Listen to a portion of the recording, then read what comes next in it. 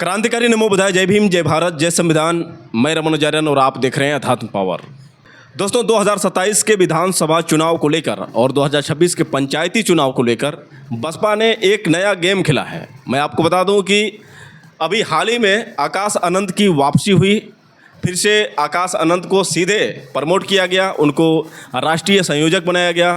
फिर उसके बाद आकाश आनंद के ससुर यानी अशोक सिद्धार्थ की पूरी तरह से बसपा में वापसी हो गई है। क्योंकि पार्टी विरोधी गतिविधियों के कारण बसपा सुप्रीमो बहन कुमारी मायावती ने उन्हें पार्टी से निष्कासित कर दिया था। 12 फरवरी 2025 को उनको पार्टी से निकाला गया था। लेकिन फिर से एक बार और बड़ी खबर निकल कर आ रही है कि अशोक सिद्धार्थ की वापसी हो चुकी है। जी हाँ, आपने सही सुना, अशोक सिद्धार्थ जो है बसपा में फिर से दोबारा आ चुके हैं।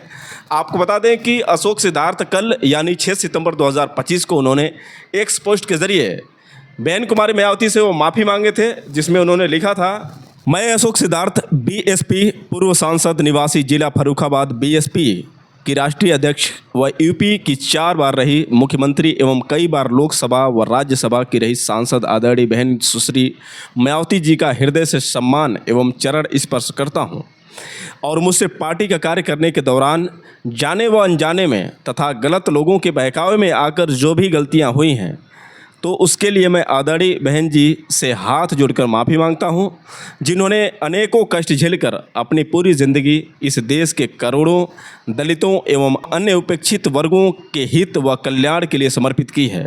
आदरणीय बहन जी से मैं हाथ जोड़कर अनुरोध करता हूं कि वे मुझे माफ़ कर दें।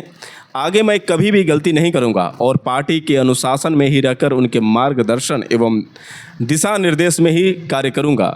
साथ ही मैं रिश्तेदारी आदि का भी कोई नाजायज़ फ़ायदा नहीं उठाऊंगा। यहाँ मैं यह भी स्पष्ट कर देना चाहता हूं कि खासकर श्री संदीप ताजने बीएसपी पूर्व प्रदेश अध्यक्ष महाराष्ट्र व श्री हेमंत प्रताप निवासी जिला फिरोजाबाद तथा यूपी के अन्य जिन भी गलत लोगों को पार्टी से निकाला गया है तो मैं उनको वापस लाने के लिए कोई भी सिफारिश नहीं करूँगा। यह भी मैं विश्वास दिलाना चाहता हूं। अंत में मैं पुनः आदरणीय बहन जी से अपनी सभी छोटी बड़ी गलतियों की माफ़ी मांगते हुए उनके पार्टी में वापस लेने के लिए विशेष आग्रह करता हूं। बहन जी की अति कृपा हो गई। तो दोस्तों, आपने सुना किस तरह से अशोक सिद्धार्थ ने एक्स पोस्ट के ज़रिए अपनी बात लिखी है। उन्होंने ये कहा है कि मैं गलत लोगों के बहकाव में आ गया था, उसके बाद मुझे अब एहसास हुआ है कि जो मैंने गलती की है जिसके कारण बहन जी ने मुझे पार्टी से निकाला था, अब मैं बहन जी से आग्रह करता हूं कि वो मुझे दोबारा पार्टी में शामिल करें। क्योंकि मुझसे जो गलती हुई है अब मैं दोबारा गलती नहीं करूंगा और जो रिश्तेदारी है उसका नाजायज़ फ़ायदा नहीं उठाऊंगा। आप इनके बयान से समझ सकते हैं कि अशोक सिद्धार्थ जो खुद उन्होंने कहा है कि मैं किसी के बहकावे में आ गया था, फिर भी बहन जी ने इन पर क्यों भरोसा कर लिया। जो आदमी जिनकी उम्र करीब 60 वर्ष की है और वह आदमी कैसे गलती कर सकता है। 60 वर्ष की उम्र में भी किसी के बहकावे में आ जाना, यहाँ से साफ स्पष्ट है कि अशोक सिद्धार्थ किसी न किसी स्वार्थ में आकर किसी के बहकावे में आए थे। यानी जब किसी के मन में किसी भी प्रकार का स्वार्थ होता है तो वो गद्दारी करता है। ये अशोक सिद्धार्थ जो बसपा के साथ गद्दारी कर चुके हैं, पार्टी ने उनको विरोधी गतिविधियों के कारण पार्टी से निकाल दिया। लेकिन इसके बावजूद भी अशोक सिद्धार्थ की सिर्फ माफ़ी मांगने से यहाँ पर बसपा सुप्रीमो ने एक बहुत बड़ा ऐलान कर दिया और उन्होंने अशोक सिद्धार्थ को फिर से पार्टी में वापस बुला लिया है। आपको बता दें कि बीएसपी सुप्रीमो बहन कुमारी मायावती ने खुद अपने एक्स अकाउंट के ज़रिए ये जानकारी दी। उन्होंने अपने एक्स पोस्ट में लिखा है कि बहुजन समाज पार्टी बीएसपी के कई जिम्मेदार पदों पर लंबे वर्षों तक कार्यरत रहे एवं पार्टी के पूर्व राज्यसभा सांसद श्री अशोक सिद्धार्थ, जिन्हें पार्टी विरोधी गतिविधियों के लिए कुछ माह पहले पार्टी से निष्कासित कर दिया था। उन्होंने सोशल मीडिया एक्स पूर्व में ट्विटर पर आज अपने लंबे पोस्ट के जरिए सार्वजनिक तौर पर अपनी गलती की माफ़ी मांगी है तथा आगे पार्टी और बीएसपी मूवमेंट के प्रति पूरी तरह से वफादार रहकर बाबा साहब डॉक्टर भीमराव अंबेडकर के आत्मसम्मान एवं स्वाभिमान के मूवमेंट को आगे बढ़ाने में पूरे जी जान से लग जाने का आश्वासन बहुजन समाज व बीएसपी नेतृत्व को दिया है। हालांकि उन्हें अपनी गलती का एहसास बहुत पहले हो चुका था और वे इसका लगातार पश्चाताप विभिन्न स्तर पर कर रहे थे, किंतु आज उन्होंने सार्वजनिक तौर पर अपना पछतावा जाहिर किया है, जिसको ध्यान में रखते हुए पार्टी व मूवमेंट के हित में उन्हें पार्टी द्वारा एक मौका दिया जाना उचित समझा गया और इसलिए बीएसपी से उन्हें निष्कासन का फैसला आज तत्काल प्रभाव से रद्द किया जाता है, अर्थात इनको पार्टी में वापस ले लिया गया है। उम्मीद है पार्टी के अन्य सभी छोटी बड़ी कार्यकर्ताओं की तरह वे भी पूरे तन मन धन से पार्टी व मूवमेंट को आगे बढ़ाने में अपना भरपूर योगदान ज़रूर देंगे, ताकि बीएसपी के नेतृत्व में बाबा साहब डॉक्टर भीमराव अंबेडकर का कारवां आगे बढ़ता हुआ बहुजन समाज को शोषित वर्ग से ऊपर उठाकर यहाँ प्रदेश एवं देश का शासक वर्ग बना सके। तो दोस्तों, यहाँ पर आपने सुना किस तरह से बहन कुमारी मायावती ने अशोक सिद्धार्थ की वापसी कराई है। उसके बाद अशोक सिद्धार्थ ने फिर से एक पोस्ट के ज़रिए बहन कुमारी मायावती को उन्होंने धन्यवाद दिया। उन्होंने लिखा है कि माननीय बहन जी का हृदय की गहराइयों से आभार व्यक्त करता हूं कि उन्होंने मुझे माफ़ किया और पार्टी में वापस लिया। मैं एक बार फिर से बहन जी को विश्वास दिलाता हूं कि मैं पार्टी को मजबूत करने का काम करूंगा। जय भीम, जय बसपा। तो दोस्तों, आप यहां पर समझ सकते हैं कि किस तरह का जो बदलाव है बीएसपी राजनीति में हुआ है। आकाश आनंद, जिनको कोऑर्डिनेटर पद से हटा दिया गया था, फिर उनको दोबारा कोऑर्डिनेटर के पद पर रखा गया, फिर उसके बाद उनको राष्ट्रीय संयोजक बना दिया गया। इधर अब देखें तो अशोक सिद्धार्थ, जिन्होंने पार्टी विरोधी कार्य किया था, पार्टी की बुराई की थी, इसके बावजूद भी अशोक सिद्धार्थ को माफ़ कर दिया गया है। एक और चीज़ है कि अगर इसी तरह बदलाव हुए तो शायद और जितने भी लोग पार्टी से निष्कासित हुए थे उनकी भी वापसी हो सकती है, क्योंकि स्वाभिमान भी कुछ मायने रखता है। आखिर जब हमें पता चले कि ये आदमी गद्दार है, फिर भी उसे वापस हम बुलाएं, तो क्या भरोसा है कि फिर वो गद्दारी करेगा कि नहीं करेगा। लेकिन इसके बावजूद भी बहन कुमारी मायावती ने अशोक सिद्धार्थ पर भरोसा जताया है और उनका मानना है कि ये कई बार से लगातार अपनी गलती का पश्चाताप कर रहे थे, लेकिन अंत में इन्होंने सोशल मीडिया पर जो माफ़ी मांगी है, इसके कारण हम इनको मौका देते हैं। कुल मिलाकर देखा जाए तो 2027 और 2026 के चुनाव को लेकर, यानी 2027 में जो विधानसभा का चुनाव है और 2026 में जो पंचायती चुनाव है, इन चीज़ों को लेकर बसपा सुप्रीमो बहन कुमारी मायावती ने आज मीटिंग रखी थी और मीटिंग में कई कार्यकर्ता शामिल भी हुए थे और आज अहम मुद्दों पर भी उन्होंने बात किया। और देखा जाए तो 9 अक्टूबर 2025 यानी मान्यवर कांसी राम साहब की जयंती पर भी वो सभी को एक कार्य सौंपी है और ये उन्होंने आदेश दिया है कि जाइए आप लोग और पार्टी का प्रचार प्रसार कीजिए, पार्टी को फिर से मजबूत बनाने का संकल्प करिए और फिर से बसपा को वापस लाइए। देखते हैं कि एक बार फिर से जो बहन कुमारी मायावती अपने उसी अंदाज में निकल पड़ी है और इस बार वो सफल हो पाती हैं या नहीं हो पाती, ये भी एक बहुत बड़ी बात होगी, क्योंकि पिछला जो इनका ग्राफ देखा जाए तो काफ़ी गिरा हुआ था। बहन कुमारी मायावती ने 2007 के विधानसभा चुनाव में पूर्ण बहुमत से सरकार बनाई थी। उसके बाद पार्टी का लेवल धीरे धीरे गिरता गया और इसमें सबसे बड़ा जो फैक्ट था, कहीं ना कहीं अशोक सिद्धार्थ जैसे लोग ही पार्टी को कमज़ोर किए और ऐसे ऐसे लोगों ने ही पार्टी में रहकर भी पार्टी की बुराई की और अंत में पार्टी को छोड़कर किसी और राजनीतिक पार्टियों में शामिल हो गए।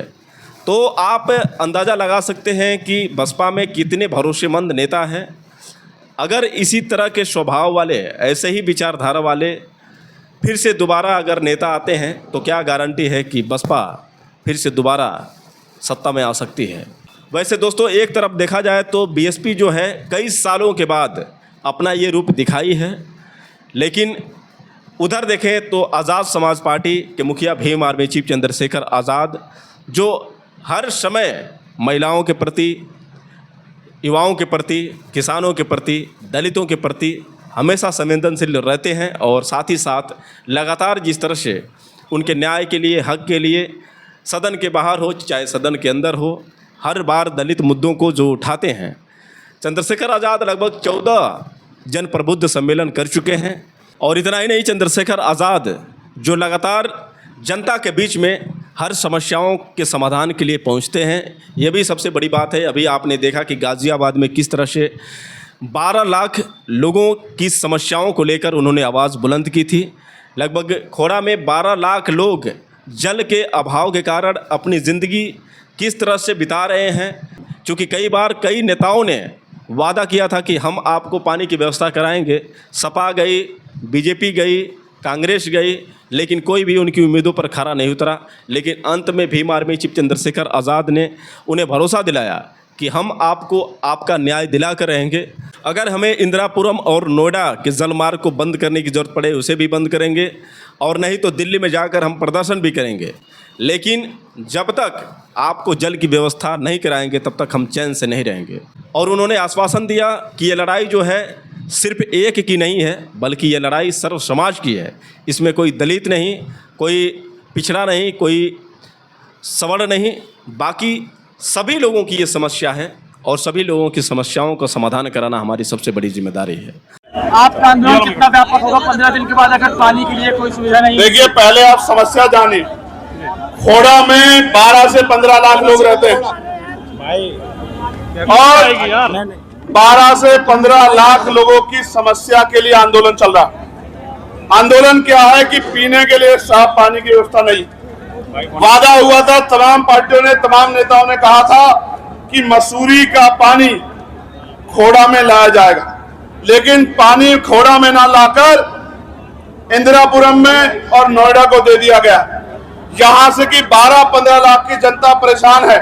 28 दिन से आंदोलन चल रहा है, कोई सुध लेने वाला नहीं है।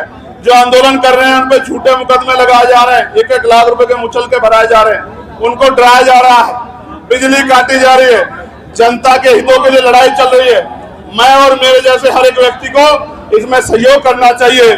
मैंने ये मांग की है, यहाँ 800 से 1000 फीट पे पानी है। एक नलका लगाने में लाखों रुपए, 5-6 लाख रुपए खर्च होते हैं। यहाँ मोस्टली लेबर क्लास रहती है, हिंदू, मुस्लिम, सिख, जैन, तमाम मिश्रित आबादी है। यहाँ ना पानी की व्यवस्था साफ, और आपको जान के तकलीफ होगी कि यहाँ शमशान घाट की व्यवस्था भी नहीं। इसलिए इन दोनों मांगों को लेकर आंदोलन चल रहा है और हमने सरकार को 15 दिन का समय दिया। अगर 15 दिन में हमारी मांगों को नहीं माना गया, यहाँ पीने के लिए साफ पानी की और शमशान घाट की व्यवस्था नहीं कराई गई, तो फिर जो पानी इंदिरापुरम को और नोएडा को दिया जाता है, किसान आंदोलन की तरह मजबूरी में वो और दिल्ली का पानी भी हमें रोकना पड़ेगा, क्योंकि खोड़ा के लोगों को मरने के लिए नहीं छोड़ा जा सकता है। आप ये समझिए, गंदा पानी पीने के लोग मजबूर हैं। गंदा पानी पिएंगे, बीमारियां होंगी, इनके बच्चों के जीवन पे खतरा मंडरा जाएगा। इनके बच्चों को खतरे में नहीं डाला जा सकता, इनको खतरे में डाला जा सकता, इसलिए आंदोलन हो रहा है। उससे भी काम नहीं चलेगा तो लाखों लोग, हम लोग जंतर मंतर की तरफ कूच करेंगे। किसान भाइयों से सीख लेके हम लोग इस लड़ाई को व्यापक लड़ाई बनाने का काम करेंगे, इनके घरों तक पानी पहुंचाने का। एक बड़ा सवाल यह है कि जब यहाँ के जो सांसद हैं अतुल गर्ग, वो यहाँ की एक ऐसी समस्या को संसद में उठाते हैं, कुत्तों की समस्या को लेकर, जो भी सुप्रीम कोर्ट तक मामला गया, लेकिन क्या यहाँ खोड़ा के लोग कुत्तों से भी बदतर हैं, जिनकी आवाज संसद में नहीं उठाई जा रही? और क्या नगीना सांसद इस आवाज को संसद तक पहुँचाने का काम करेंगे? देखिए, मैं कल ही मुख्यमंत्री जी को पत्र लिखूंगा, पहला काम जी। दूसरा काम, मैं केंद्रीय जल मंत्री को भी इसके बारे में पत्र लिखूंगा 2 बार जी। तीसरी बात, अभी पार्लियामेंट नहीं चल रही, जिस दिन भी चलेगी इससे अगले सेशन में, मैं आपको विश्वास दिलाता हूं, उससे पहले इस समस्या का हल हो जाएगा। और हल भी नहीं हुआ तो फिर इस मांग को भी मैं पार्लियामेंट में नहीं, इसके लिए आंदोलन करना पड़ा तो आंदोलन करने का काम करूंगा। मैं एक बात आपको बताता हूँ, ना यहाँ जाति है ना धर्म है, बुनियादी समस्या जी। संविधान ने सुरक्षित किया है रोटी, कपड़ा, मकान, पीने के लिए पानी और न्याय, ये 5 जन्मसिद्ध अधिकार। अगर पीने के लिए पानी भी नहीं दे पा रही सरकार, तो सरकार को सोचना चाहिए कि वो जनता की, जैसा आपने कहा, मैं पशुओं का भी बड़ा समर्थक जी, लेकिन पशुओं की बात होती है और इंसानों की बात ना हो, तो ये कहीं ना कहीं ये माना जाए कि पशुओं को इंसानों से ऊंचा दर्जा दिया गया और इंसानों को पशुओं से नीचे रखा गया है। मैं किसी पर टिप्पणी नहीं करना चाहता। मैं लड़ाई लड़ना जानता हूँ, मैं लड़ाई लड़ूंगा और मैं खोड़ा के भाइयों के साथ खड़ा हूँ, माओ के बहनों के साथ खड़ा हूँ, बच्चों के साथ खड़ा हूँ। इसलिए देखा जाए बीजेपी की सरकार में जितने भी आंदोलन हो रहे हैं उस पर कोई भी न्याय नहीं हो रहा है, ऐसा क्यों? नहीं, ऐसा नहीं है। हमने स्कूल मर्ज के खिलाफ आंदोलन किया था, आपको याद होगा। सारे 75 जिलों में जिलाधिकारी ज्ञापन दिलाए और सरकार को बैक पे जाना पड़ा, बैकफुट पे जाना पड़ा। देखा नहीं देखा? पार्लियामेंट में भी हमने आवाज उठाई। ऐसा लड़ने वाले अगर सच्चे हो, वो समझौतावादी ना हो, उनके अपने निजी स्वार्थ ना हो, तो आंदोलन कामयाब होता। 13 महीने तक किसानों ने लड़ाई लड़ी थी, तब जाकर किसानों की कुछ समस्या हल हुई थी। फिर भी एमएसपी की गारंटी नहीं मिल पाई, लेकिन 13 महीने नहीं, मुझे लगता है कि 13 दिन में सरकार मान जाएगी, क्योंकि जब ये लाखों लोग मेरे साथ सड़कों पर निकलेंगे तो फिर सरकार को मानना पड़ेगा। इससे अच्छा पहले मान जाए। सांसद जी, बिहार चुनाव आ रहा है और चुनाव तो आते रहेंगे भैया, पीटीआई वालों जाते रहेंगे। चुनाव आएंगे, चुनाव जाएंगे। चुनाव में इनसे भी वादे हुए थे, बड़े बड़े बजट के वादे हुए थे, और ये पानी के लिए भी लड़ रहे हैं। आप देख लो, शमशान के लिए भी लड़ रहे हैं। मैं तो यही कहूंगा, अपनी लड़ाई स्वयं लड़ो, या जो लोग लड़ रहे हैं उनका साथ दो, तो आपको ज्यादा समस्या का सामना नहीं करना पड़ेगा। मीडिया के बंधुओं का भी धन्यवाद और खोड़ा की महान जनता का भी जिंदाबाद। पानी लाओ, खोड़ा बचाओ, जन आंदोलन खोड़ा जिंदाबाद। भीम आर्मी चीफ चंद्रशेखर आज़ाद हमेशा जनता की सुरक्षा को लेकर, जनता की समस्याओं को लेकर हमेशा आवाज़ उठाते रहते हैं। एक ऐसा भी समय हुआ करता था जब संसद के अंदर की खबर किसी को पता नहीं चलती थी, लेकिन जब भीम आर्मी चीफ चंद्रशेखर आज़ाद पहली बार सांसद बने नगीना के, उसके बाद जिस तरह से वो नीले गमछे में, नीले कोट के साथ संसद के अंदर पहुंचे थे, उन्होंने जय भीम जय भारत जय संविधान का नारा बुलंद किया। हाथ में जिस तरह से संविधान लेकर चंद्रशेखर आज़ाद पहुंचे थे, वहां पर एक अलग माहौल देखने को मिला था। उनको देखा देखी अन्य जितने भी, चाहे विपक्ष के कोई भी नेता हो, सभी लोगों ने जय भीम जय संविधान बोला।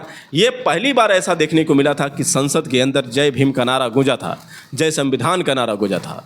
और भीम आर्मी चीफ चंद्रशेखर आज़ाद जो लगातार बाबा साहब डॉक्टर भीमराव अंबेडकर और मान्यवर कांसीराम साहब के मिशन मूवमेंट को आगे ले जाने की प्रयास करते रहे हैं।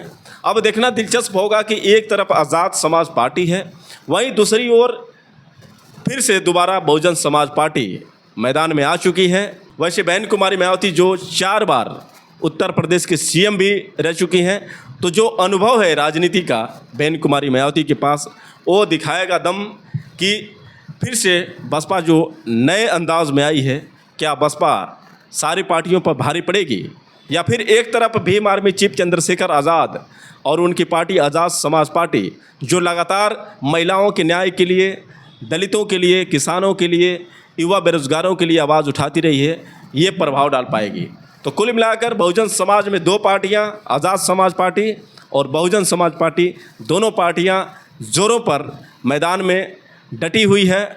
और देखना दिलचस्प होगा कि एक तरफ विपक्ष में गठबंधन, एक तरफ भाजपा सरकार और वहीं दूसरी ओर बहुजन समाज पार्टी, आज़ाद समाज पार्टी। तो इस बार विधानसभा 2027 के चुनाव में बहुत कड़ी टक्कर देखने को मिल सकती है। दोस्तों, आप लोगों की क्या राय है, आप लोग कमेंट करके बताएं, और हो सके तो इस वीडियो को ज़्यादा से ज़्यादा शेयर करें। तब तक के लिए क्रांतिकारी नमो बुधाय। जय भीम।